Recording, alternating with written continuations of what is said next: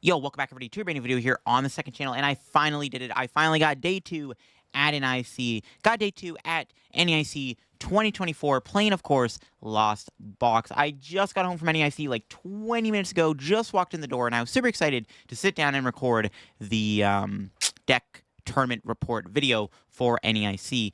And yeah, I had a blast. NAIC was a lot of fun, and I'm glad I made day 2 because at NAIC 2022, played Arceus Flying Pikachu, didn't do good at all. And then last year's NAIC, played Arc Duraludon Umbreon, went 5-2-2, which was pretty solid, but not day 2 material. And then finally, here we got there. And I actually had to kind of grind from a rough start. I started off the tournament 0-2, so had to really grind my way to the win and to get into NAIC. And we're going to, of course, talk about all of that in my run and when we get to the tournament report breakdown of the video. But yeah, like I said, just got home from NAIC, had a blast. It was a lot of fun. I mean, New Orleans, in my opinion, was a great place to have a huge tournament like NAIC. It's a great place. There's a lot to do. Bourbon Street was lit. I was there last night, had a blast. Hung out with a lot of people last night, which was really fun. Bourbon Street, yeah, it's a good time. NAIC in New Orleans, thumbs up. I liked it a lot. It was fun. The food there's cool. The culture, all that stuff. It's nice. It's nice. And the only thing is, it was very hot. That was like maybe my one complaint, which isn't even really like an actual complaint. It's just, yeah, it was extremely hot down there. Like, it was scorching hot. Like, anytime I walked by a building that had even a hint of AC going through the door, dude, I would just be like, all right, hold up, guys. Let me just stay here for a sec.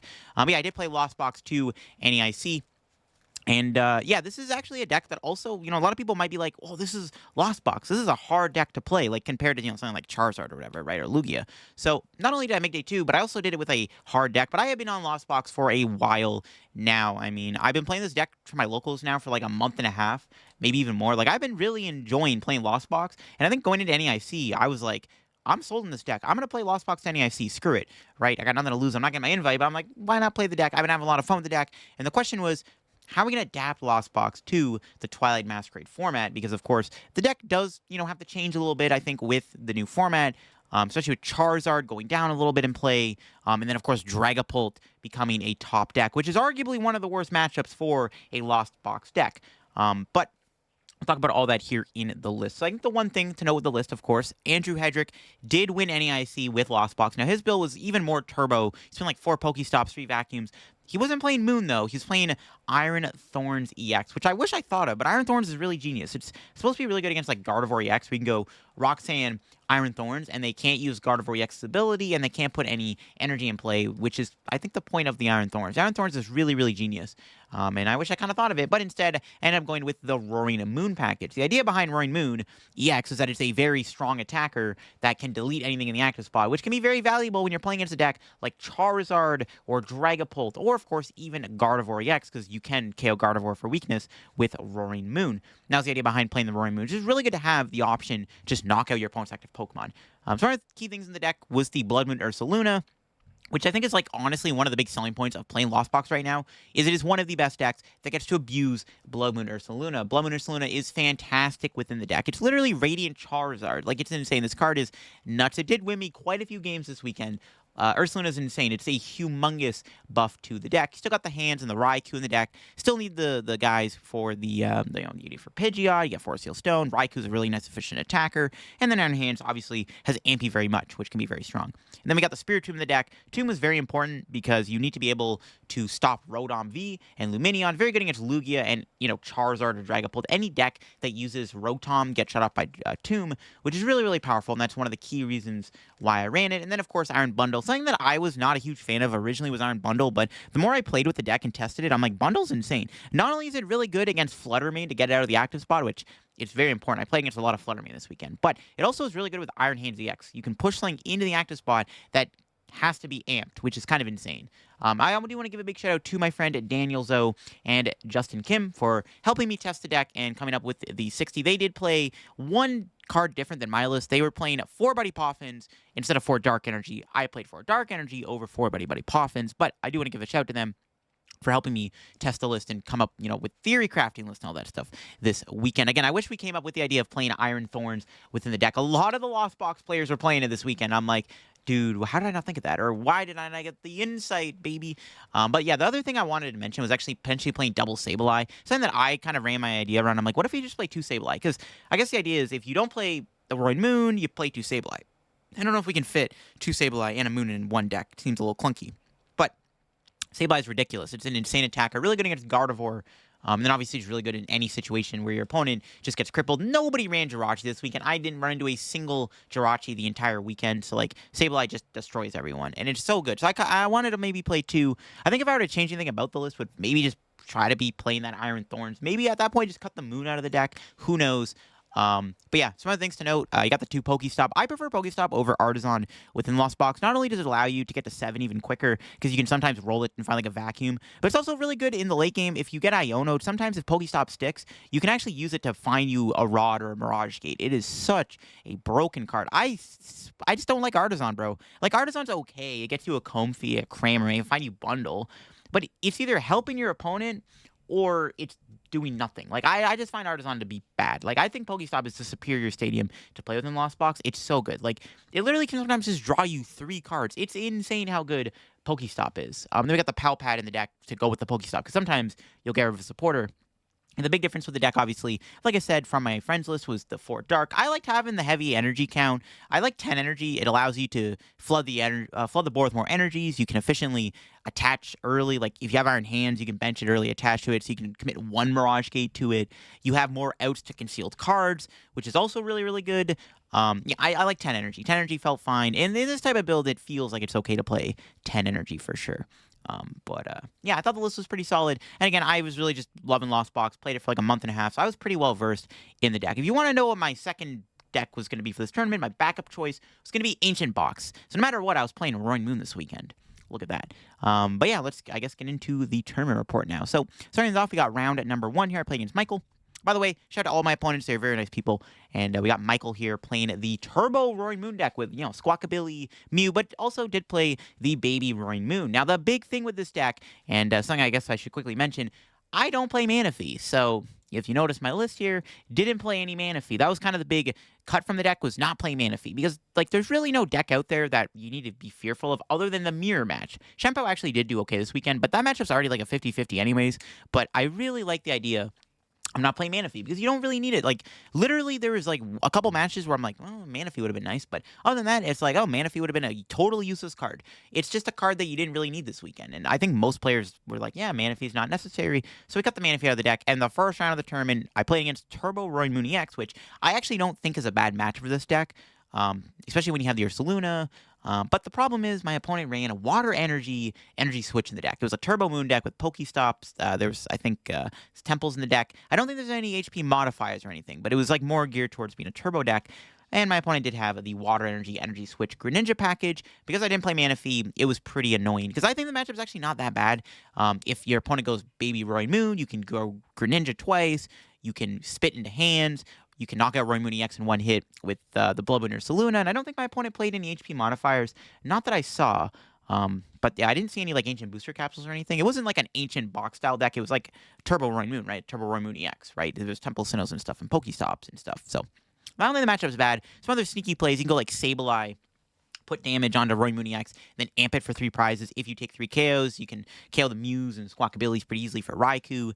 But yeah, the water energies obviously were pretty bad. And it was a quick 2-0. Round 2 was against Tony, who was playing Lugia, which I was like going in the tournament, I'm like, oh, this deck destroys Lugia, bro. You can beat the big 3 decks. You can beat Raging Bull, Lugia, and Gardevoir pretty decently. I think the matchups are fine for Lost Box. And it turned out Lugia is actually a little hard to beat when you have a slow start and they get turned to a double Archeops. It's pretty tough, especially if they go double Archeops into Iron Hands and you can't respond. It's not easy to beat this matchup. Honestly, after playing against Lugias this weekend, I'm starting to consider maybe playing like a Temple of Sinnoh or an Enhanced Hammer, because Legacy Energy is a huge issue for this matchup. You do have options with Iron Bundle, but you have to be aggressive in this matchup or else you just get run over completely and your opponent can set up checkmate pretty efficiently. So yeah, I did unfortunately take an L there, Tony. And then, of course, I was like, oh, starting off NAIC at an 0-2 record. We ain't getting day 2 in NAIC this time, are we? Well, the comeback did happen. So my next round, I did win against Paolo, who's playing Raging Bolt, if I remember correctly. It was Raging Bolt. I was almost late for this round, by the way. I guess that's one other complaint I have about NAIC was the layout. Like, you had this, like, one red carpet area that, like, stretched across the entire place to the stage area and then to the prize wall. But that was like only really like the main walkway area where all the players would go. So every time a round started, it would just be a giant mob of people trying to squeeze through the aisle. It was not fun. And I'm not a big fan of crowds like that. And it was kind of annoying. And I was nearly late for like 3 rounds. And this was actually a round where I couldn't find the tables because the layout was also kind of weird. Like the table I had to go to was on the other side. So it was like you had the main table area right here. Let's say you had the main table area right here. My table was like somewhere over here, like more towards the exit. And I didn't know where that was. And I had to run to the table. I think right as I sat down, I started to open my backpack. They like said, like, start the round. I was like, oh, thank God. I was almost late, dude. So I wasn't a big fan of the layout. That's like one criticism I do have. The layout was a little scuffed, and I was almost late a couple times for my round. But yeah, playing against Raging Bolt, like I said, this matchup's fine. You basically do need to play aggressive. It's a little bit like Lugia, where you do have to start attacking quickly, but because there's no legacy energy, you can use Roxanne and stuff. The matchup's not that bad. You do have good one-prize attackers. Cram Sableye isn't bad against the Tio Mask Ogre Pawns. The big thing in the matchup is your Blood Nurse Luna. Just you need to use it, keep it in the deck. You use it against the Raging Bolt. You make sure your vacuums don't get discarded. You keep your vacuums. You can get rid of Bravery Charm. Just have to, like, watch out for Iono. That's about it. And then next round was against a Charizard Dragapult deck. So we did end up tying, but I actually threw pretty hard. So in Game 3, I actually had turn 1 Mirage Gate for game, and I didn't see it. So the problem was the way I had to pull off the play was a little complicated. So basically what happened was he started Radiant Charizard, and he benched a Cleffa and then passed. And I had game with Greninja. The only way I can win with Greninja, though, I had to do an interesting combo. So I had a Nest Ball, a Prime Catcher, and an Iron Bundle in my hand. So all I had to do was Nest Ball for Comfey, Prime Catcher the Cleffa out, go into the Comfey that I Nest Balled for, Flower Select. As long as the Flower Select does not put away a Water Energy, I can go Vacuum, my Pokestop away, retreat the Comfey. I double Mirage Gate to the Greninja Comfey. Retreat, bundle the Charizard back into the active spot, hit for weakness with Greninja, and knock out the Cleffa. Turn 1. I didn't see that play coming, though, and I'm like, oh, come on. I had the turn Mirage Gate. It was until my opponent's turn, I looked at my hand a little bit, I'm like, oh, I actually had turn 1 Mirage Gate. I was trying to play a little bit quicker because, like, time was called, or time was about to be called, so I just didn't have as much time to focus on that play. But during that turn, I was like, oh my God, I actually had game. But then I threw again, because I could have won on turn 3 of time. My opponent only had a Lumineon V in play. But the problem is, the turn before, I bench locked myself. For some reason. I put a Sableye down I don't know, I just put a Sableye down. I just kind of was like, oh, Sableye on the bench, cool. And I had game. If the Lumineon goes in the active, I could go Raikou for game, and I threw pretty badly, and it cost me a tie. I had 2 opportunities to win the game. So it was kind of unfortunate, but GG's to Jason. We had a little bit of a chat after. It was pretty fun. And then round 5 was against Jeff, who was playing Raging Bolt 2. And like I said, the matchup's decent. You have a lot of turbo outs. Raikou against Squawkabilly is really good. Raikou into Mew, Raikou into Ogre Pawn sometimes if the benches are full. And then, of course, Ursaluna is just good to clean up the game. I think actually it was my round 3 opponent didn't play Iono, but I think my round 5 opponent did have the Iono in the deck. So that's kind of an interesting thing with the Raging Bolt deck, because I didn't know if they were playing Iono or not. Then round 6 was against Lucas Steel. They were playing the Lugia V-Star deck once again. I think they won game 1, I won game 2, and then I won game 3. I forget how the set went exactly. I think they just had some rough beats in the middle or something like that. I just forget exactly. Round 7, I played against my friend Gabe Shumway, who's playing Charizard. And this is where Rodon was really good, right? Putting Rodon in play was obviously very helpful in this matchup. I think I won game 1 because I was just using Sableye to take out his Bibarel, and then I killed his Pidgeot and kind of set up on the Charizard for game. And then I think it was game 2, Gabe unfortunately kind of misplayed. He didn't prize check, didn't realize his last 2 fires and his last rod were prized, which is honestly just very unfortunate. That's like some rough prizing. But GG's to Gabe Shumway, who's like a friend, and I haven't played against him yet, so it's really cool to play. And then round 8 was against Nicholas, who was playing at the Lost Box Mirror match, and he did play Manaphy, which put me at a massive disadvantage. I lost game 1. I almost made it back, I think, in game 1. I almost made the comeback, I think, from the deficit of like the Greninja play and whatever. But game 2, unfortunately, Nicholas bricked for like 2 turns, and then game 3, he had a very slow start too, and I capitalized on it obviously with like Greninja and whatnot. He almost made a huge comeback though with like Roxanne and stuff. His board was very limited. He was like playing around any like other Greninja or Sableye plays basically. Like his board was like Radiant Greninja, Raikou V, and a Roy Mooney X, which surprisingly was a little bit tougher to deal with. And he Roxanne to me at a good time. Like it was a very close match. He almost made an insane comeback. It was a very good set. It was. I actually like playing the Lost Box Mirror.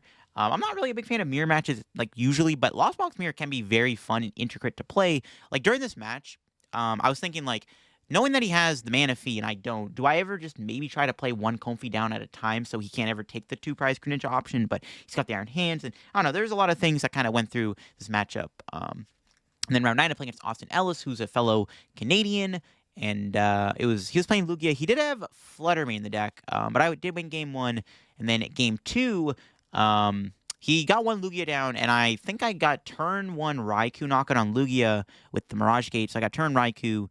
Yeah, I turned Raikou Prime Catcher. He didn't Iono me, and I had Boss in hand, and then I bossed another Lugia, knocked it out, and then I won with Iron Hands, Iron Bundle, because he never Iono'd me, and then I had game with the Bundle Hands combo to push something in the active that got amped. So I made it to day 2. I made it from an 0-2 start all the way to day 2. I was pretty proud of myself. It was awesome. I really kind of put on the sweat mode with Lost Box. After my 2 losses, I kind of pulled my socks up. I put my hood on the entire day. I played in like with a hood on, which I guess helped me focus a little bit more and made me play better. I don't know. Like I just put the hood on and I was like, because I was gonna mean business. So I was like, I ain't starting NAIC off with an 0-2 start. No, I want to make day 2 an NAIC. And then day 2, it was kind of not great. So the first round was against Grant Manley, of course, obviously a really good player. He's playing the Gardevoir deck. Game 1, I got turn 2 Iron Hands, but he went Flutter Mane, Bravery Charm, I think Unfair Stamp, and then I think he counter-catchered my Greninja or something like that. He counter-catchered Greninja or something. He did something. And I ended up losing game 1 because Grant's like cracked. And then game 2, my draws were kind of just not very good. He kind of ran me over. He also started Flutter Mane in game 2. I think I had a really good start game 2. But because the Flutter Mane was in the active, I couldn't do anything, and this kind of cost me in the end. Because the only way to play the game, I think I had to like play I either had a Nest Ball for Bundle or Greninja, and I went with Bundle. I had Boss in hand, but I wanted to find a Colress. I basically wanted to try to Sableye or something, and just didn't go well. I maybe didn't play as well against Grant either. It was also like the first game of day 2. Like I was like just like half awake. Round 11 was against Welter, who's playing Lugia, another really nice opponent, and it was a fun match. But yeah, Lugia matchup isn't bad. I think he had an unfortunate Radiant Charizard start in game 1, which was obviously a big deal. And then round 12, played against Ian Robb, fellow TSS member, another really insane player. He was playing Miraidon. Game 1, I prized Ursaluna, which was kind of annoying. And then that cost me the game. The Miraidon matchup is actually not that bad. It is kind of a 2-2-2 race for both of you because you both have Iron Hands. You have some 1-hit KO potential with Miraidon. And then, of course, I have the Ursaluna, but I think Ian played the Ursaluna too, if I remember correctly. Then game 2, I Roxanne him in a boss for game, which unfortunate. But then round 13, I play against Michael, who's playing Lugia. I got destroyed both games. I had very mediocre like turns, and both games got like turn 2 Lugia. Somebody started double Archeops and just kind of ran me over. And because my starts were so like mediocre and mid, I couldn't keep up quick enough and got bodied. And then round 14, it was against Andres, who's playing Dragapult Pidgeot. Game 1, he started Radiant Charizard, and he prized his Turo, I'm pretty sure, which is very unfortunate. A lot of my opponents started Radiant Charizard this weekend. I don't know what happened, but okay, anyways, yeah, he started Radiant Charizard, so I played aggressive with Sableye. He didn't obviously play Jirachi. I used Sableye to kind of clean up a little bit and take a huge lead by the time he got attacking me. Game 2, he had another really slow start, but he made an insane comeback and ended up winning the game because I think I had to dig for Prime Catcher, and I whiffed it. I still had a decent-sized deck, but the odds weren't that low. And I did whiff the Prime Catcher. I had a lot of digging. I went like triple Flower Select, Pokestop, Greninja, and I whiffed Prime Catcher for a game or something like that. And then game 3, I did end up winning because he just... I think I won on time, actually. I won game 3 on time because what I did was... when on the turn he went Radiant Charizard... Or no, he went Dragapult. He had Radiant Charizard on the bench, Manaphy and Pidgey on the bench. So what I did was I went Prime Catcher the Radiant Charizard up, and I think it had 1 energy on it. So he had the Turo in the deck still, but he had no draw basically.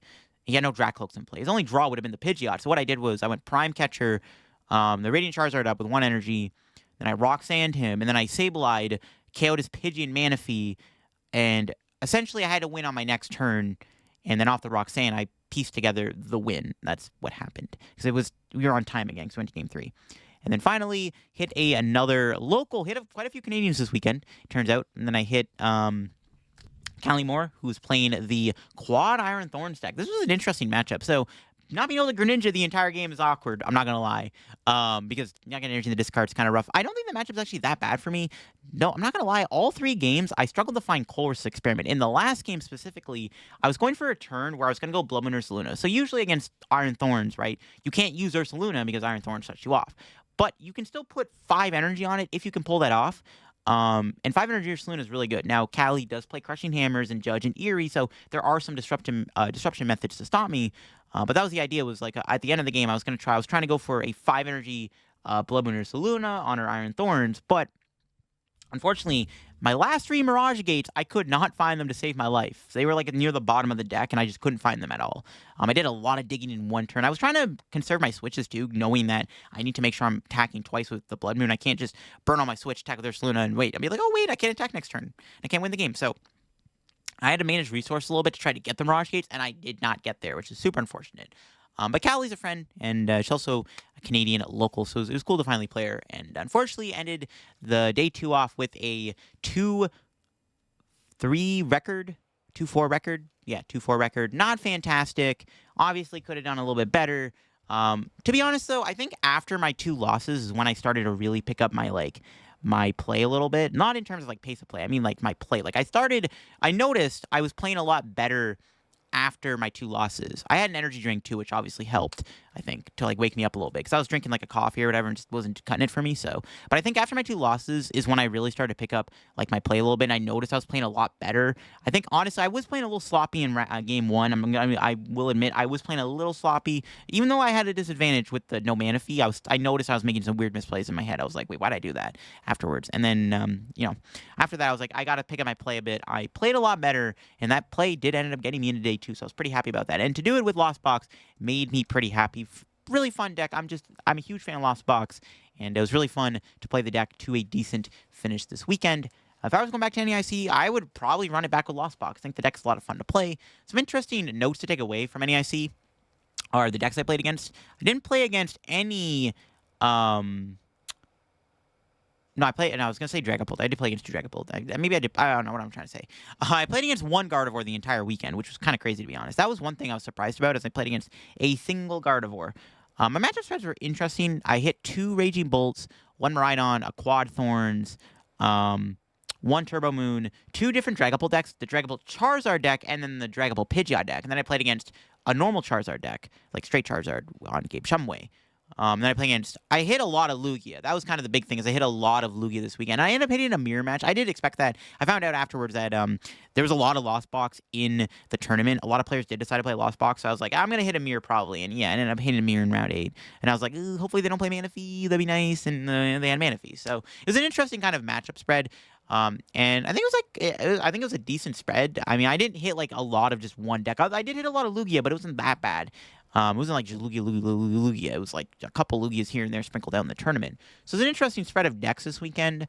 Yeah, I don't know. I just find that interesting, because a lot of the time when you go to a tournament, you expect a deck and then you don't hit it, or you hit barely any of it, and the outcome is different for your tournament or whatever. It's weird how stuff like that can happen. Essentially, at San Antonio, I played Mew VMAX. I hit 2 Charizards, and it was my last 2 rounds. It was just weird RNG. Hit 2 Mew VMAX mirrors in the first 2 rounds of San Antonio, and they were both in the same friend group. And then I hit my friend who I was staying with on the Mew mirror in San Antonio. So some weird variance can happen in these tournaments. So I think it's kind of important to actually look back at a tournament run and see what you played against, who you played against, and the decks you hit in the variants and stuff like that. So I think that's an important thing to know, because I did actually also hit a lot of Fluttermane this weekend. Austin Ellis ran a Fluttermane in his Lugia deck. Who else ran Fluttermane? I think Paolo played the Fluttermane too. He prized it both games. But he also played Fluttermane. So that was another Fluttermane. Fluttermane. Who else played Fluttermane? Obviously, Grant Manley played Fluttermane. That might be it, actually. But there was an interesting spread of Fluttermane and whatnot this weekend too. So I don't know. The variance was very interesting for sure. I just wanted to kind of note that in today's video. But once again, big thank you to everybody who came up to me at NAIC this weekend, said hi, took a picture with me, got me to sign something. Had a lot of fun this weekend. And yeah, I liked the location. New Orleans was pretty sick. I really enjoyed my run, and I'm glad that I was able to get a day 2 in NAIC finally. So that's my 3rd day 2 this year, which is pretty awesome. Actually, fun fact about my 3 day 2s. 2 of my day 2s are with Roaring Moon. Got it with Ancient Box, got it with Lost Box Moon. And then all 3 of my day 2s, I've used Pokestop as my stadium card of choice. I'm just gonna say that's kind of interesting. All my day 2s have been with a deck with Pokestop. Yo, Pokestop carrying my career, bro? What? No way. Anyways, hope y'all enjoyed. If you enjoyed the video, leave a like, subscribe to the channel if you haven't already. We're on the road to 15K subs here in the 2nd channel. And I'll catch you on another video. Should probably be looking at every deck that made day 2 video coming out very soon. Bye-bye.